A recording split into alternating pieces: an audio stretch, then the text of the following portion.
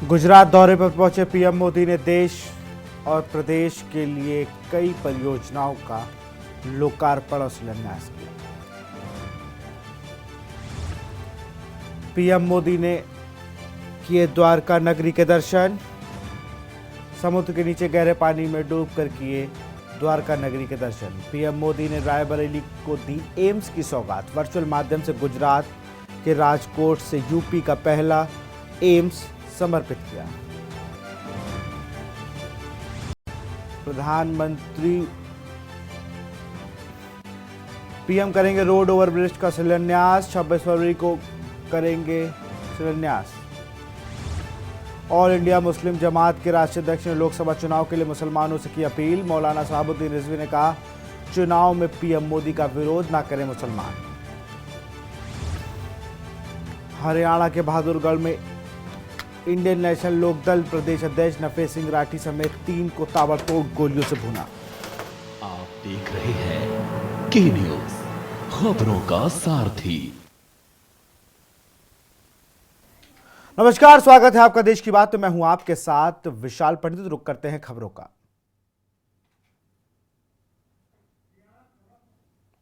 खबर आपको हरियाणा से बता रहे, जहां पर बहादुरगढ़ पे से इंडियन नेशनल लोकदल के प्रदेश अध्यक्ष एवं बहादुरगढ़ से पूर्व विधायक नफे सिंह राठी की गोली मारकर हत्या कर दी गई। अज्ञात हमलावरों ने उनकी गाड़ी पर ताबड़तोड़ फायरिंग की। इस हमले में नफे सिंह राठी समेत 4 लोग गंभीर रूप से घायल हो गए थे। इस हमले में उनके 3 सुरक्षाकर्मियों को भी गोली लगी है। बरही फाटक के पास बदमाशों ने इस वारदात को अंजाम दिया। इस हमले में नफे सिंह राठी के गले में 2 गोलियां लगी। इसके अलावा उनकी कमर में भी गोली जा लगी। इस हमले में एक सुरक्षाकर्मी की भी मौत हो गई। जानकारी के अनुसार बदमाश आई-10 गाड़ी में सवार होकर आए थे। उन्होंने नफे सिंह की गाड़ी पर ताबड़तोड़ गोलियां बरसाई। हमले में घायल अन्य की हालत गंभीर बनी हुई है। ब्रह्म शक्ति संजीवनी अस्पताल में उन्हें भर्ती कराया गया है। वहीं मामले की सूचना मिलते ही पुलिस मौके पर पहुंची। फिलहाल पुलिस मामले की जांच में जुट गई है।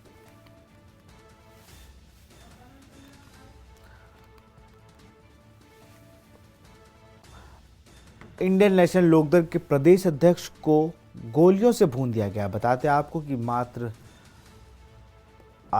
15 से 20 मिनट में 30 राउंड फायर किए गए हैं। नफे सिंह राठी के साथ जहां पर बदमाशों ने आई-10 गाड़ी से आए और उन्होंने घेर कर पूरी गाड़ी, उनकी फॉर्च्यूनर गाड़ी पर हमला कर दिया। आईएनएलडी के प्रदेश अध्यक्ष को गोलियों से भुना, जहां उनके 2 सुरक्षाकर्मियों की भी मौत हो गई है।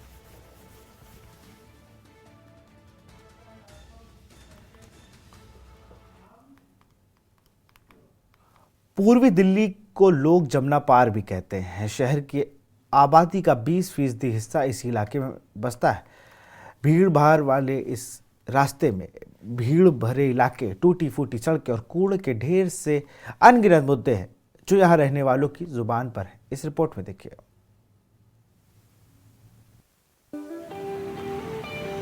पूर्वी दिल्ली को लोग जमुना पार भी कहते हैं। शहर की आबादी का 20% हिस्सा इसी इलाके में बसता है। भीड़ भरे रास्ते, भीड़ भरे इलाके, टूटी फूटी सड़कें और कूड़े के ढेर जैसे अनगिनत मुद्दे हैं जो यहाँ रहने वालों की जुबान पर हैं। देखिए, लोकसभा चुनाव में जो मुद्दा है मेन है, आजकल जो बेरोजगारी है, मेनली महंगाई है। वैसे राजनीतिक मुद्दे तो दुनिया भर के हैं, लेकिन जो ज़मीन से जुड़े मुद्दे हैं उस पर इलेक्शन होना चाहिए। और यही बेरोजगारी है बहुत ज़्यादा, और महंगाई बहुत ज़्यादा है। लोगों की शिकायत है कि पूर्वी दिल्ली की सड़कों पर भारी भीड़ अक्सर घातक हादसों की वजह बनती है। सबसे पहला बात तो रोड का हालत बहुत खस्ता हाल है। इतने बुरे हैं कि बरसात आते ही गड्ढे पानियाँ उसमें घुस जाती हैं। बाइक तक हद तो इतना है कि नाले में बाइक तक गिर गए। कई आदमी के बहुत बुरी तरह घायल हुए हैं। तो इनसे पहली निजात होनी चाहिए। दूसरी चीज़, किसी तरह की सुरक्षा नहीं है किसी भी कास्ट को। ना मुसलमान को है, ना वो ST SC को है, समझे, और ना समझिए कि किसी और भी आदमी का कभी भी कुछ कांड होने को कुछ भी हो सकता है।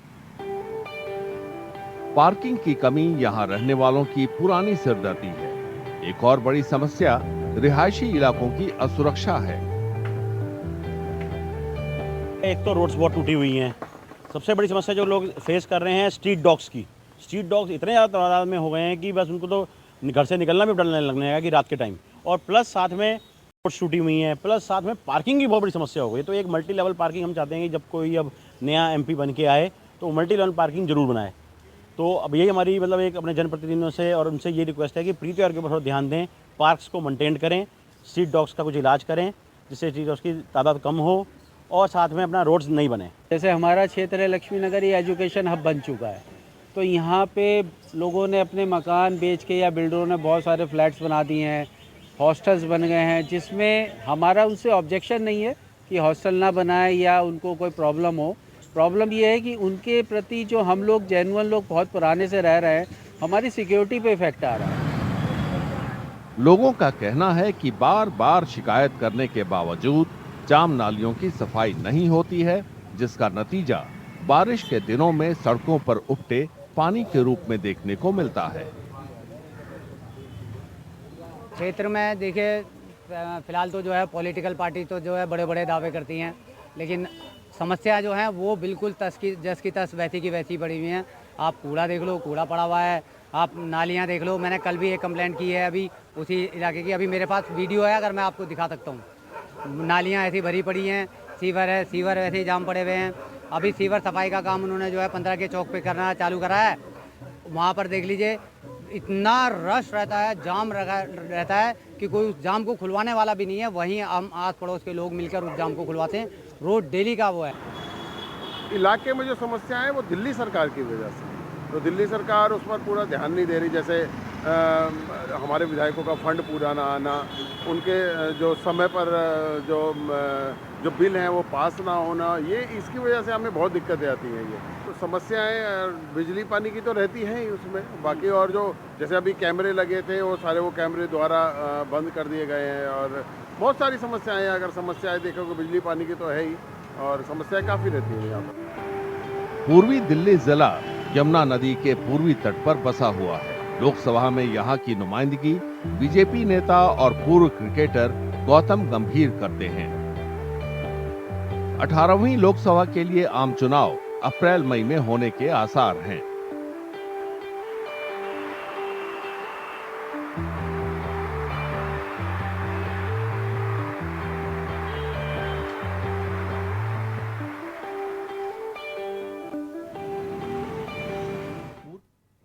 यहाँ रुकते छोटे से ब्रेक लिए, जल्द हाजिर होंगे।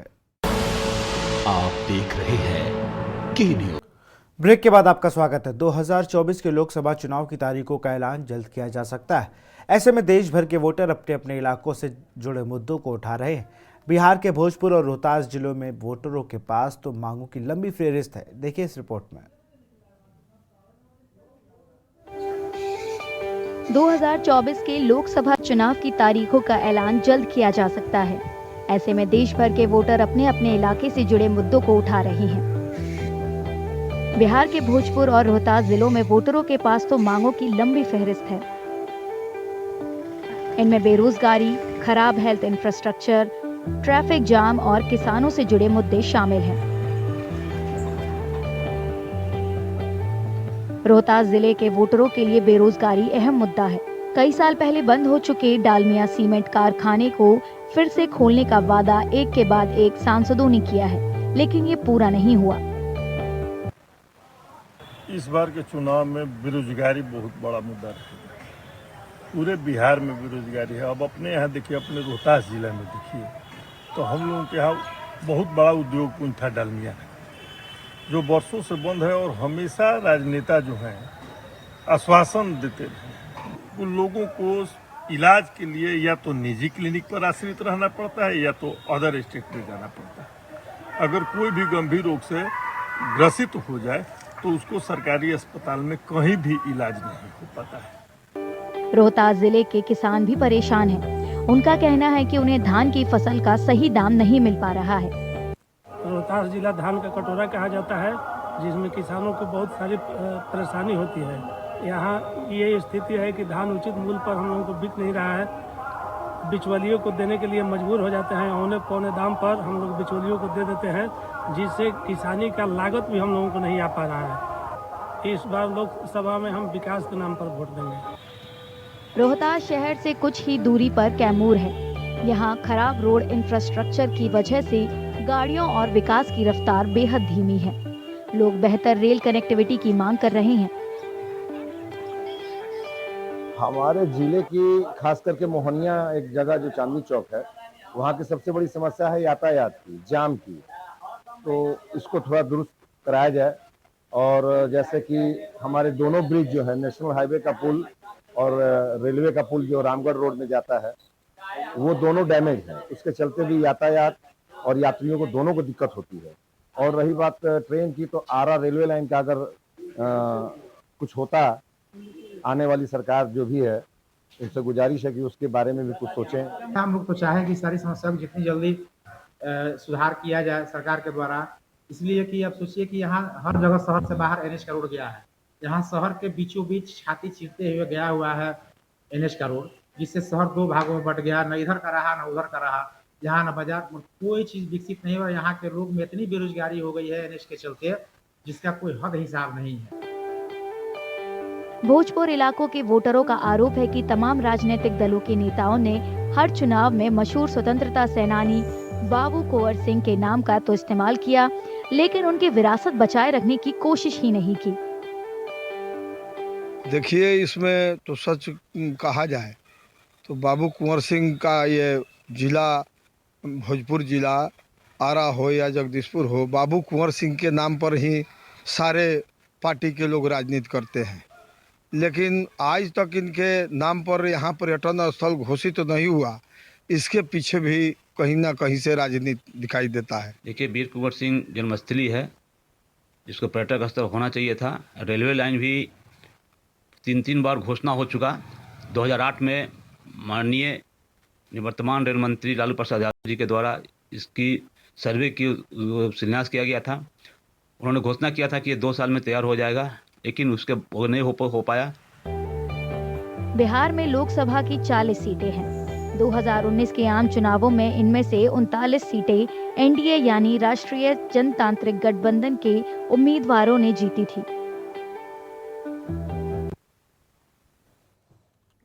यहाँ रुकते एक छोटे से ब्रेक के लिए। ब्रेक के उस पार देखिए खबरें छत्तीसगढ़। आप देख रहे हैं के न्यूज। आपका स्वागत है। खबर कांकेर से आपको बता रहे, खड़े ट्रक में बाइक सवार टकराया, सिर में चोट लगने से मौके पर हुई मौत। ग्राम भुरका गुदुम निवासी था श्यामला नरेटी अपने निजी काम से ग्राम भुसकी जा रहा था। सिर में चोट लगने से मौके पर हुई मौत। ग्रामपुर के भुरका गुदुम निवासी था श्याम निराटे अपने निजी काम से ग्राम भुसकी जा रहा था युवक। कांकेर से खबर, खड़े ट्रक से बाइक सवार टकराया, सिर में चोट लगने से मौके पर हुई मौत।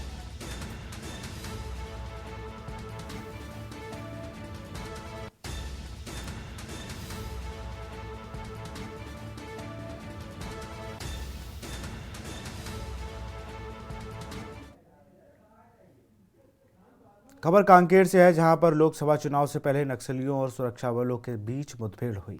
मुठभेड़ में मारे गए नक्सलियों का शव कांकेर पुलिस मुख्यालय लाया गया। तड़के सुबह कोयला डिबेड़ा के दक्षिणी इलाके के भोमतरा हुरतराई के जंगलों में हुई मुठभेड़। मारे गए नक्सली के पास से 3 नग भरमार बंदूक बरामद किए गए। मारे गए नक्सली कंपनी नंबर 3 का था सदस्य।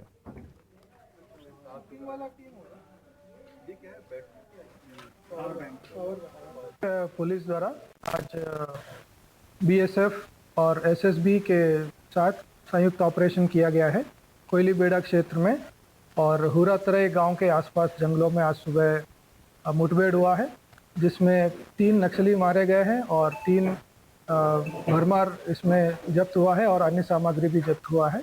और इस ऑपरेशन में बीएसएफ की तरफ से 30वीं बटालियन और एसएसबी की बटालियन भी शामिल रही है।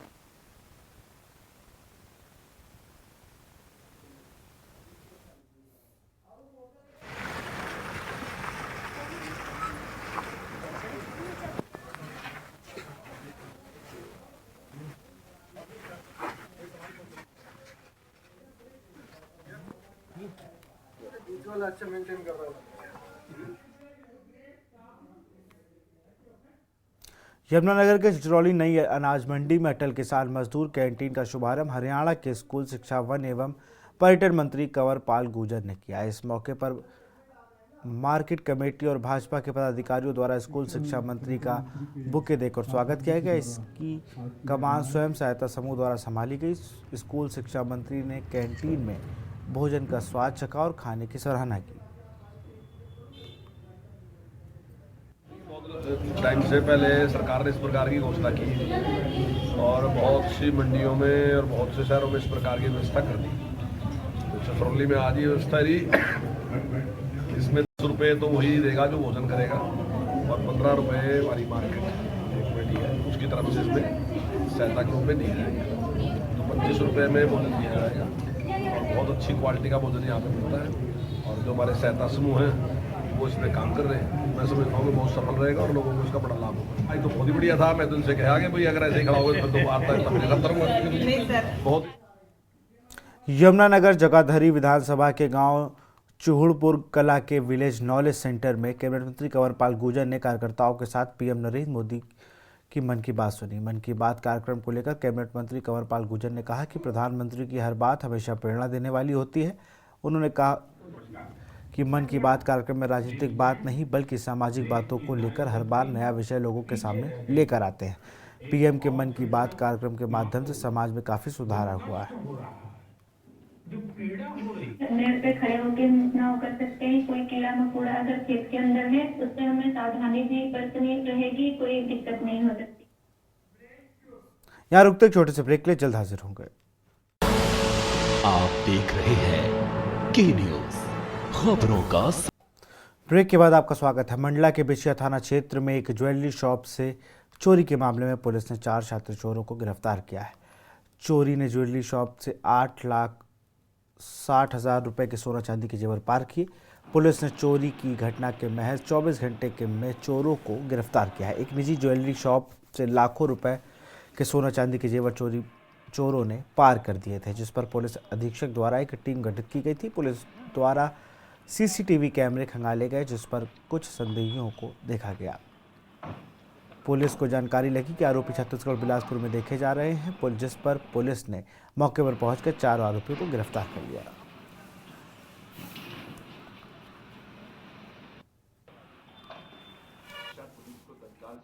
मालिक के द्वारा दी गई, उसमें पुलिस ने सीसीटीवी फुटेजेस देखे और सीसीटीवी फुटेजेस में जो संदेही थे उनके संबंध में अलग अलग डिंडौरी में और आस पड़ोस के जिलों में चर्चा जब की गई तो कुछ लोग आइडेंटिफाई हुए। 12 घंटे के भीतर पुलिस ने इसमें जो भी चोर थे 4 चोर उनको आइडेंटिफाई कर लिया था और इसके पश्चात हमारी पुलिस की टीम थाना प्रभारी के नेतृत्व में बिलासपुर गई और बिलासपुर के सर्किट के थाने से ये चारों चोर, जिनका नाम बूटा और रविंद्र कुमार सोनी है, जिसके ऊपर 4 स्थायी वारंट डिंडोरी जिले में है, जिसको गिरफ्तार किया गया है। रामचंद्र राठौर है ये अनूपपुर का, ये जो चोरी का माल होता था उसको ठिकाने लगाने का काम करता था। इसके अलावा रवि मरावी और संतोष यादव, ये दोनों शहपुरा थाना डिंडोरी के रहने वाले हैं। ये सब लोग जो है पूर्व में एक जेल में मिले थे और उसके पश्चात इन्होंने गैंग गिरोह बनाकर न सिर्फ बिछिया क्षेत्र में मंडला, डिंडोरी, बिलासपुर और अन्य जगह की हमारे को संभावना है कि हम 21 तारीख को रात करीब 3:17 में चोर आए थे, जो 4 लोग थे। शटर तोड़ा उन्होंने, चैनल तोड़े, 4 ताले तोड़े। तोड़ने के बाद फिर पूरा सामान ले गए। 3 बैग लेकर आए थे, एक बैग घटा तो वो हमारी दुकान से ले गए। 4 बैग उन्होंने सामान ले गया। उसके बाद 24 घंटे के अंदर पुलिस ने हमें पकड़ लिया और लगभग पूरा सामान बरामद हो गया। सामान की कीमत क्या होगी उसमें? सामान की कीमत लगभग 5,59,000 के अप्रोक्स, 8,59,000। क्या पुलिस का क्या योगदान रहा? पुलिस बहुत सहयोग की, हमारे 24 घंटे के अंदर बरामद।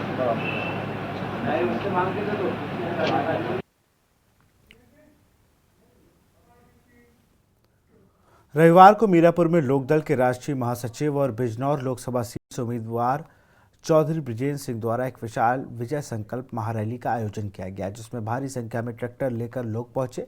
इस दौरान लाखों की संख्या में भारी जनसैलाब चौधरी ब्रिजेश सिंह को सुनने के लिए पहुंचा। महारैली को संबोधित करते हुए चौधरी ब्रिजेश सिंह ने भाजपा सरकार पर जमकर हमला बोला।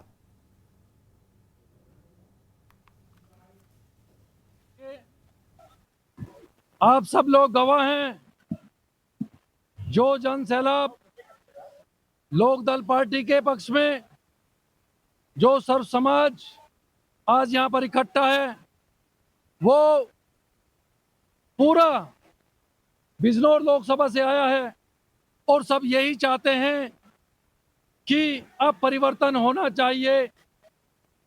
परिवर्तन की लहर चल पड़ी है। 100 से भी ज्यादा गांवों से जो प्रधान आए हैं उन्होंने अपना समर्थन दिया है। ऐसा पहली बार किसी महारैली में हुआ है कि 100 से भी ज्यादा प्रधान आकर पूरे गांव की तरफ से समर्थन दे रहे हैं। 800 गांवों की जो जनता आई वो साफ संदेश देकर गई कि अब परिवर्तन होना चाहिए, बदले की राजनीति नहीं होनी चाहिए। अब लोकसभा बिजनौर में बदलाव होगा और नया परिवर्तन होगा। जनता की उम्मीदों पर किस तरीके से खरा उतरेंगे? जनता के साथ विश्वविद्यालयों की, स्कूलों की, कॉलेजों की, फैक्ट्रियों की स्थापना की जाएगी। देश विदेश से इन्वेस्टरों को आमंत्रित किया जाएगा, जो आज बिजनौर लोकसभा एक बहुत ज्यादा मानसिक, सामाजिक और पिछड़ेपन से गुजरा है। अब इस परिवर्तन से वो बदल जाएगा। आपके द्वारा 2 महत्वपूर्ण बातें कही गई हैं। एक तो पश्चिमी यूपी में हाईकोर्ट बेंच और मेरठ को राजधानी बनाने की बात कही है। इसका क्या मूल मंत्र है? देखिए, पश्चिम उत्तर प्रदेश की जनता हमेशा अपने आप को ठगा हुआ महसूस करती है। आप सब लोग गवाह हैं। जनता को इलाहाबाद और लखनऊ के चक्कर खाने पड़ते हैं। न्याय के लिए दर दर की ठोकरें खानी पड़ती हैं। इसलिए मेरठ हाईकोर्ट की स्थापना यहीं पर होनी चाहिए और पश्चिम उत्तर प्रदेश का नया नाम गंगा प्रदेश होना चाहिए।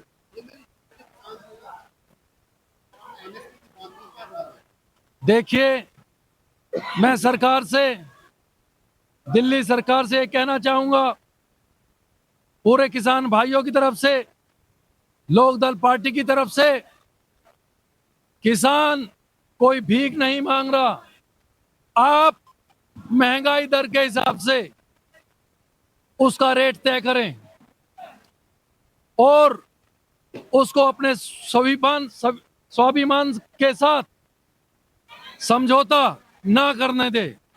आज किसान जागरूक है, इकट्ठा है, एकत्रित है। इसलिए मैं सरकार को याद दिलाना चाहता हूं और सरकार से कहना चाहता हूं कि जल्द से जल्द एमएसपी लागू कर दी जाए। ये भीख नहीं, ये हमारा अधिकार है। खबर कानपुर से, जहां तेज रफ्तार स्कूटर इलाकों में कहर मचा रही है। ये स्कूटर है भी या नहीं, ये सोचने का विषय है। फिलहाल इस वाहन को जो भी शख्स चला रहा है उसकी रफ्तार इतनी तेज है कि कोई भी चपेट में हादसे का शिकार हो सकता है। डीसीपी सेंट्रल कार्यालय के बाहर से होकर गुजरा, लेकिन किसी भी पुलिस वाले की इस पर नज़र नहीं पड़ी और ना ही इसके चालक पे पड़ी। अब देखना होगा कि पुलिस इस तरह के वाहनों को सड़क से हटाने के लिए क्या करती है।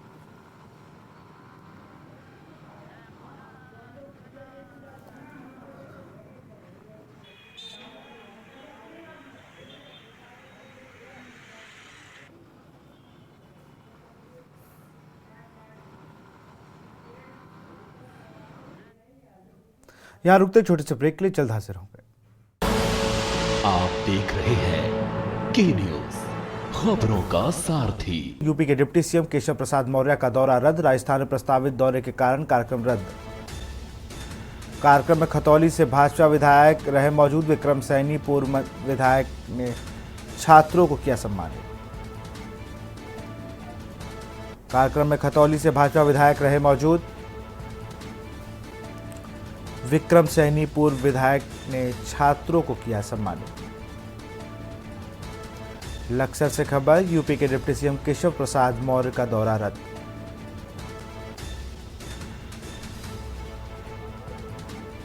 राजस्थान में प्रस्तावित दौरे की वजह से रद्द हुआ है। कार्यक्रम में खतौली से भाजपा विधायक रहे मौजूद विक्रम सैनी पूर्व विधायक ने छात्रों को दिए पुरस्कार। लक्सर से खबर, यूपी के डिप्टी सीएम केशव प्रसाद मौर्य का दौरा रद्द। राजस्थान में प्रस्तावित दौरे के कारण कार्यक्रम रद्द हुआ। कार्यक्रम में खतौली से भाजपा विधायक रहे मौजूद। 26 फरवरी को 2024-25 का बजट विधानसभा में पेश हो रहा है। इससे पहले कैबिनेट बैठक में कई अहम फैसले लिए गए हैं और अब भारी भरकम 90,000 करोड़ के बजट की संभावना व्यक्त की जा रही है। क्या है बजट में खास, बताते हैं आपको ग्राफिक्स के जरिए। सरकार बजट 2024-25 26 फरवरी को सुबह 11 बजे से सदन की कार्रवाई। धामी सरकार के बजट में केंद्र की दिखेगी झलक। समावेशी बजट पेश कर सकती है धामी सरकार। गरीब, युवा, किसान, महिलाओं का बजट में खास ध्यान। 90,000 करोड़ से ज्यादा का पेश हो सकता है बजट। बजट को लेकर सरकार ने खास तैयारियां की हैं। महिलाओं को और सशक्त बनाए जाने पर जोर। महिलाएं अपने पैरों पर खड़ी हो सके, ऐसा प्रयास। मातृशक्ति को सशक्त करने के लिए प्रावधान। कई और विधायक भी विधानसभा में होंगे पेश। युवाओं को रोजगार से जोड़ने की कोशिश। आत्मनिर्भर बनाने के लिए भी बजट में प्रावधान। महिलाओं, युवाओं के लिए काफी कुछ रहेगा। सार्वजनिक निजी संपत्ति क्षति वसूली विधेयक होगा पारित। एलटी शिक्षकों के हो सकेंगे अंतर मंडलीय तबादले। बिल्डर गरीबों के आवास के लिए प्राधिकरणों को देगा फंड। स्कूलों को मिलेगी चलती फिरती प्रयोगशाला। बद्रीनाथ, केदारनाथ में अस्पताल संचालित होंगे। कैबिनेट के ये हैं प्रमुख फैसले। कला के शिक्षकों के लिए अब बीएड की उपाधि जरूरी। चयन के बाद ग्राम विकास अधिकारी को मिलेगी ट्रेनिंग। 6 के बजाय 2 माह के सावैतनिक ट्रेनिंग मिलेगी। पहले विकास अधिकारियों को वेतन नहीं मिलता था। शिक्षकों के 4 दिन की यात्रा अवकाश के प्रस्ताव पर चर्चा हुई। आप देख रहे हैं। ब्रेक के बाद आपका स्वागत है। पछवाधून के एकमात्र राजकीय महाविद्यालय वीर शहीद केसरी चंद्र राजकीय महाविद्यालय में छात्र संघ पदाधिकारी अपनी 10 सूत्री मांगों को लेकर पिछले 3 दिनों से अनिश्चितकालीन अनशन पर बैठे हैं, जिनकी सुध नहीं ली जा रही। हालांकि प्रशासन इस पर नजर बनाए हुए है और अनशन कर रहे छात्र छात्राओं का रोजाना मेडिकल प्रशिक्षण हो रहा है, मगर फिर भी अनशनकारी छात्र मांगे न मानने तक यूं ही डटे रहने की बात कर रहे हैं। राजकीय महाविद्यालय डाक पत्थर को बनाए एक लंबा अरसा बीत चुका है, जिसके चलते इस दौरान छात्र संख्या में इजाफा भी हुआ है, मगर आवश्यक विषयों की कक्षाएं संचालित न होने और शिक्षकों की कमी के चलते यहां अध्ययन कर रहे छात्र छात्राओं को काफ़ी दिक्कतों का सामना करना पड़ता है, जिसको लेकर यहाँ के छात्र छात्राओं ने अपनी मांगों को समय समय पर उठाते रहते हैं, मगर आज तक उनकी समस्याओं को दूर नहीं किया गया। हमें आज अनशन में बैठे हुए तीसरा दिन है और जो ये हमारी मांग है, ये हमारी 10 सूत्री मांगे हैं। इसमें हमने शासन प्रशासन को, शिक्षा मंत्री, उच्च शिक्षा निदेशक को हमने 5 फरवरी को ज्ञापन दिया था, लेकिन 5 फरवरी के बाद हमने शासन प्रशासन को समय दिया था। समय के बाद हमने फिर से 12 तारीख को शासन प्रशासन को अवगत कराया कि आप जल्द से जल्द मांगे पूर्ण कीजिए। फिर 15 तारीख तक कोई आश्वासन नहीं आया। फिर 16 तारीख से हमने क्रमिक अनशन शुरू कर दिया। उसके बाद फिर एक हफ्ते हमने क्रमिक अनशन चलाया, उसका भी शासन प्रशासन को कोई फर्क नहीं पड़ा उस अनशन का। फिर हमने 22 तारीख से आज हमें तीसरा दिन है, तो तब से हम भूख हड़ताल पे हैं, लेकिन शासन प्रशासन का अभी भी कोई होश नहीं है। आगामी 11 मार्च को रामनगर में सामाजिक संस्था एक स्टेप एनवी प्राउड द्वारा स्थानीय अग्रवाल सभा भवन में 5 निर्धन कन्याओं का विवाह कार्यक्रम संपन्न कराया जाएगा। कार्यक्रम को सफल बनाने के लिए संस्था द्वारा तैयारी शुरू कर दी गई है। इस संबंध में रविवार को आयोजित पत्रकार वार्ता में आयोजक शुभांकर शर्मा ने जानकारी देते हुए बताया कि उनकी संस्था द्वारा पिछले 4 वर्षों की भांति इस बार भी 5 निर्धन कन्याओं का विवाह हिंदू रीति रिवाज के साथ संपन्न कराया जाएगा। उन्होंने बताया कि कार्यक्रम के दौरान वह और कन्या पक्ष के 20-20 लोग शामिल होंगे। इसके साथ ही दोनों पक्षों के भोजन की व्यवस्था संस्था द्वारा की गई है तथा विवाह में संस्था द्वारा जरूरी सामान भी उपहार स्वरूप भेंट किया जाएगा। सौभाग्यवती भाग 5 इस साल होने जा रहा है। विगत 4 वर्षों से होता आ रहा है। इसमें इस वर्ष भी 5 निर्धन कन्याओं का विवाह होगा 11 मार्च 2024 को अग्रवाल सभा भवन में, जिसमें संस्था की तरफ से सभी तरीके की जो विवाह में तैयारी होती हैं वो पूरी करी जाएंगी और जो भी वर पक्ष है कन्या पक्ष है सबकी तरफ से जैसा निर्धारित करा है संस्था ने वैसे वहाँ पे लोग मौजूद रहेंगे। हल्द्वानी के स्वराज आश्रम में महिला कांग्रेस द्वारा नई न्याय सम्मेलन आयोजन किया गया, जिसमें महिला कांग्रेस की पदाधिकारी के अलावा सैकड़ों महिलाएं मौजूद रहीं। इस दौरान महिला कांग्रेस के पदाधिकारी ने कहा कि कांग्रेस के राष्ट्रीय अध्यक्ष महिला कांग्रेस के राष्ट्रीय अध्यक्ष अलका लांबा के मार्ग निर्देशन में प्रदेश में जगह जगह नई न्याय सम्मेलन के आयोजन किए जा रहे हैं। इसी कड़ी में हल्द्वानी के स्वराज आश्रम में भी आज आयोजन किया गया, जिसमें प्रदेश में लगातार महिलाओं के साथ हो रहे आपराधिक वारदात व महिला हिंसाओं के चलते सरकार कोई भी ठोस कदम नहीं उठा रही है।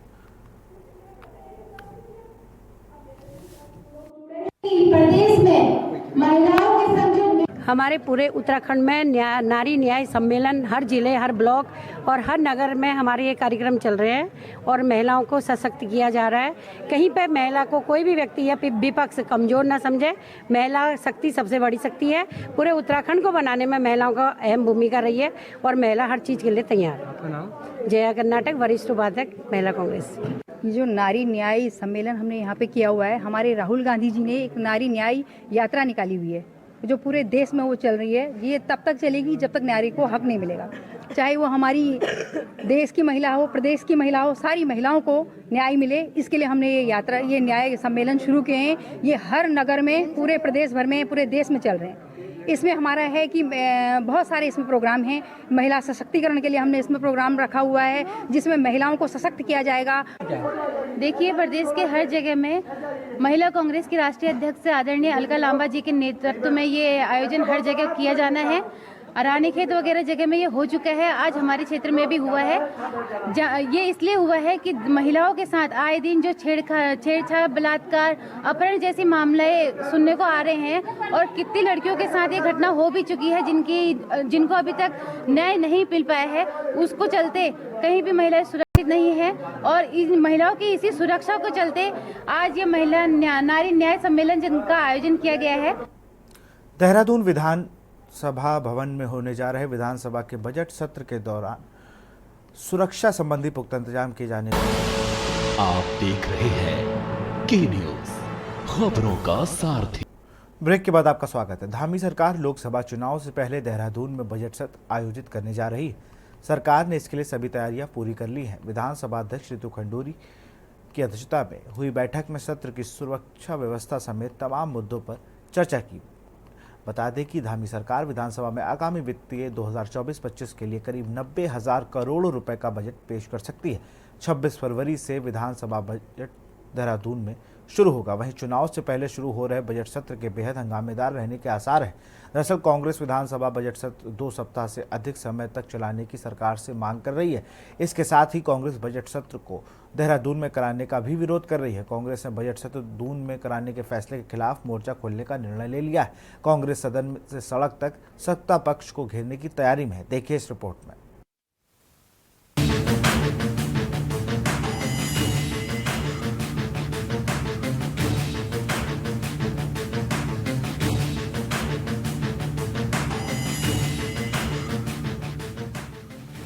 26 फरवरी से उत्तराखंड विधानसभा का बजट सत्र देहरादून में शुरू होने जा रहा है।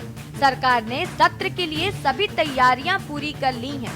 विधानसभा अध्यक्ष रितु खंडूडी भूषण ने भी सभी अधिकारियों को व्यवस्थाओं को चाक चौबंद करने के निर्देश दिए हैं। वहीं सत्र शुरू होने से पहले ही सत्र पर हंगामा शुरू हो गया है।